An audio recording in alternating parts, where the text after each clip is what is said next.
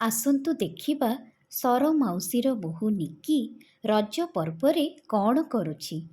ନିକିର ମଣ୍ଡାପିଠା ଭାରି ପସନ୍ଦ, କିନ୍ତୁ ସର ମାଉସୀର ଆଖିକୁ ଠିକ୍ ଭାବରେ ଦେଖାଯାଉନି।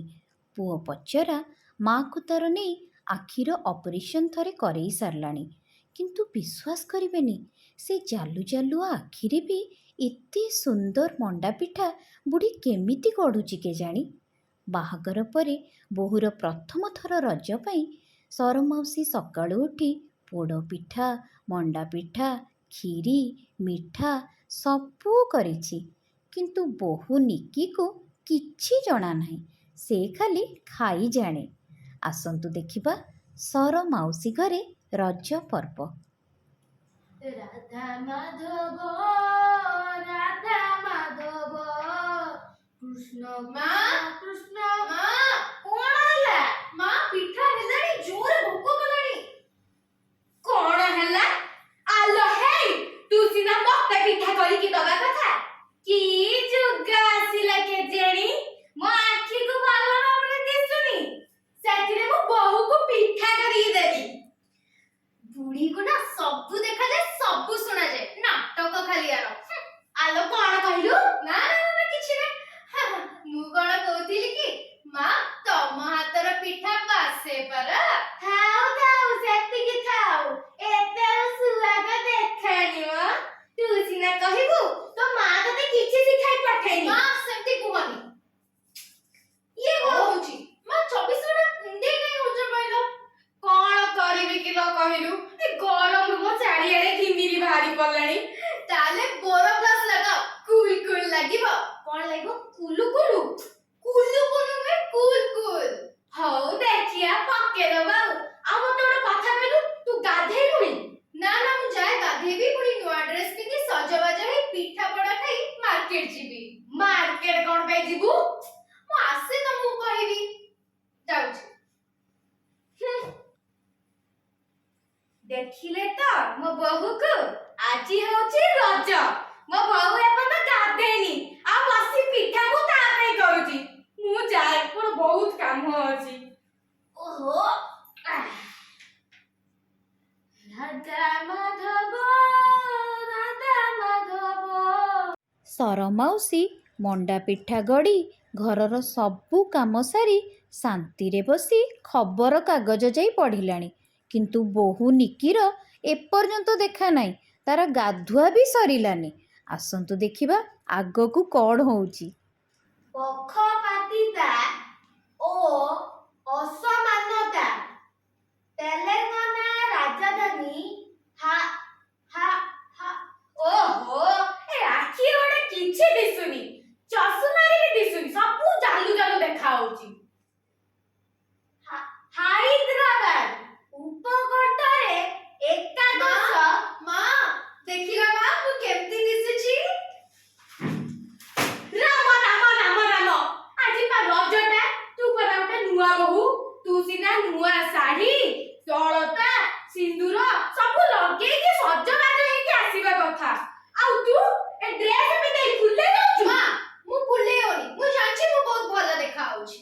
ଆଉ ମୁଣ୍ଡିଆ କିଏ ମାରିବ? ଓ ୟେସ୍ ୟେସ୍ ୟେସ୍।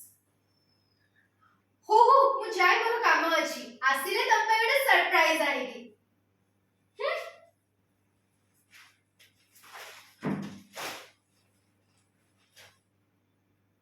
ଶତାବ୍ଦୀର ହିନ୍ଦୁ ସନ୍ଥ।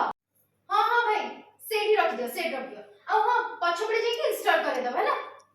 ଆଲୋ ମାରିଦେଲା ଲୋ, ମତେ ମାରିଦେଲା ଲୋ। ତମେ କଣ ଦେଖି ପାରୁନ? ଆଲୋ ଦେଖି କଣ ପାରୁନଥିଲି, ମୁଁ ଠିଆ ହେଇଛି, ମତେ ଦେଖିବା କଥା କି ନାଇଁ? ଆଉ ମତେ କଣ, ତୁ କାହା ସହିତ କଥା ହଉଥିଲୁ? କିଏ ଥିଲ? ତମେ ଟିକେ ଧୈର୍ଯ୍ୟ ଧର, କିଛି ନୁହେଁ ହେଲା। ଆଉ ଏଠି ଆଇଲୁ ଟିକେ। ତୁ ବା କଣ କହୁଥିଲୁ ମତେ ସର ପାଇଛି ଦେଇଥାନ୍ତୁ? କି ସର ପାଇଛି? ହେ ଭଗବାନ ମା, ତମେ ତମ ନାଁଟାକୁ କାଇଁ ଧରୁଛ? ସର ପ୍ରାଇଜି ନୁହେଁ, ସରପ୍ରାଇଜ। ଆଚ୍ଛା ହଁ ହଉ, ଆସ ଦେଖିବା। ଆସ ଆସ ଆସ। ଆଲୋ ଏଇଟା କଣ? ଏଇଥିରୁ କଣ ଥଣ୍ଡା ପବନ ବାହାରୁଛି? ଏଇଟା ପରା ଏସି, ତମ ପୁଅ ତମ ପାଇଁ ପଠେଇଛନ୍ତି। ତମକୁ ଗରମ ହଉଥିଲା ନା, ପୁଣି ଝାଳ ବାହାରିକି ଘିମିରି ହେଇଯାଉଥିଲା ନା, ଏସି। ହେଲୋ ମୋ ପୁଅ ପଚରାଏ, ଭଗବାନ ତାର ମଙ୍ଗଳ କରନ୍ତୁ। ମୋ ପୁଅ ପଚରାଏ, କେତେ କଷ୍ଟ କରି ମୋ ପାଇଁ ଥଣ୍ଡା ବାକ୍ସ ପଠେଇଛି। ଆଉ ଏଇଠି ଟିକେ ବସିଯାଏ, କି ଶାନ୍ତି, ଓହୋ କି ଶାନ୍ତି ଲୋ। ଆଉ ଏବେ ସବୁ ଘିମିରି ତମର ପଳେଇ ଯିବ। ତା ପରଦିନ ସକାଳୁ ଥଣ୍ଡା ବାକ୍ସକୁ ନେଇ ଶାଶୁ ବୋହୂଙ୍କ ଭିତରେ କି ପାଲା ଲାଗିଛି ଚାଲନ୍ତୁ ଦେଖିବା। ନିଖା, ଆଲୋ ଏ ନିଖା, ତୋ କାନକୁ ଶୁଭା ହଉଛି କି ନାହିଁ? କଣ କରୁଛି କେଜାଣି, ଯେତେବେଳେ ଦେଖିବ ସେ ଥଣ୍ଡା ବାକ୍ସଟିକୁ ଲଗେଇ ଦେଇ ମୋ ପୁଅର ସବୁ ପଇସା ସାରି ସାରିଲାଣି। ଯାଏ ଦେଖେ କଣ କରୁଛି। ଓହୋ, ଓହ। ହଁ ହଁ ରୂପା କହ। ଆରେ କହନି ଏତେ ଗରମ ହଉଛି ଯେ, କିନ୍ତୁ କାଲି ପରା ଇଏ ମୋ ପାଇଁ ଏସି ପଠେଇଲେ।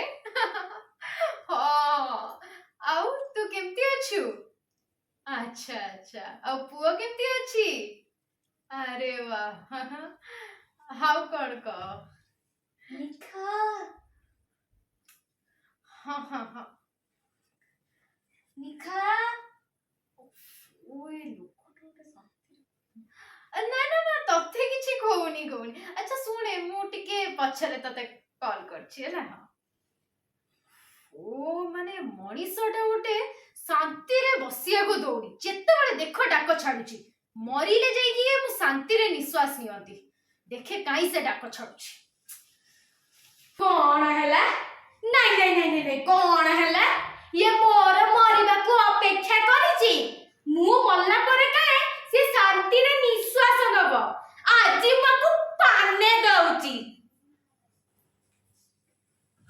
ମା ମା ମା, କାହିଁ ଡାକୁଥିଲ କହିଲ?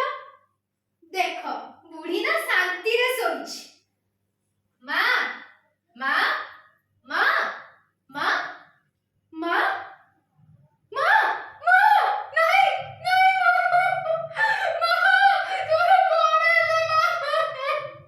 ନାଇଁ, ମତେ ଛାଡିକି ଯାଇପାରିବନି ମା।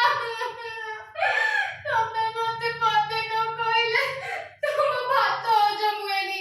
ମୁଁ ତମଠୁ ପଦେ ନ ଶୁଣିଲେ ମୋ ଦିନ ଭଲ ଯାଏନି। ହେ ଭଗବାନ, ମୋ ମାକୁ ଫେରେଇ ଦିଅ। ମୁଁ ୟାକୁ କଣ ଉତ୍ତର ଦେବି ଭଗବାନ? ମା, ଭୂତ। ଯାହା ହଉ ଏତେ ଦିନ ପରେ ଟିକେ ଡାକିଲୁ ଠାକୁରଙ୍କୁ। ଭୂତ ନାହିଁ, ଭୂତ ନୁହେଁ, ଉଠୁ। ଭୂତ ନୁହେଁ, ସାକ୍ଷାତ ତୋ ମା ଠିଆ ହେଇଛି। ମା ତମେ ଠିକ ଅଛ? ଉଠୁ। କଣ ମୋ ଅଣ୍ଟାଟା ଭାଙ୍ଗିଦେଲା ଲୋ, ମୋଟା ଭାଙ୍ଗିଦେଲା ଲୋ। ତୁ କଣ କହୁଥିଲୁ? ମୁଁ ମଲା ପରେ କାଳେ ତୁ ଶାନ୍ତିରେ ନିଶ୍ୱାସ ନବୁ ନାଇଁ କି? ନା ମୋର ଭୁଲ ହେଇଯାଇଛି। କଣ କହୁଥିଲି? ବୁଢୀକୁ ନା ସବୁ ଶୁଣାଯାଏ, ସବୁ ଦେଖାଯାଏ। ଆଲୋ କଣ କହିଲୁ? ଦେଖିଲେ ତ ସର ମାଉସୀ ଆଉ ତା ବୋହୂ ନିକି ଭିତରେ କି ପାଲା ଲାଗିଛି। ଶାଶୁ ବୋହୂ ଭିତରେ ତୁ ମେ ତ ସବୁବେଳେ ଲାଗିଥାଏ, କିନ୍ତୁ ତା ଭିତରେ ଲୁଚି ରହିଥିବା ସ୍ନେହ, ଭଲ ପାଇବାକୁ ଆପଣମାନେ ଦେଖିଲେ ତ? କ'ଣ ଶିଖିଲେ ସେଥିରୁ? ହଉ ଚାଲନ୍ତୁ ଏବେ ଆମେ ପାଳିବା ଆମ ଘରେ ରଜ ପର୍ବ।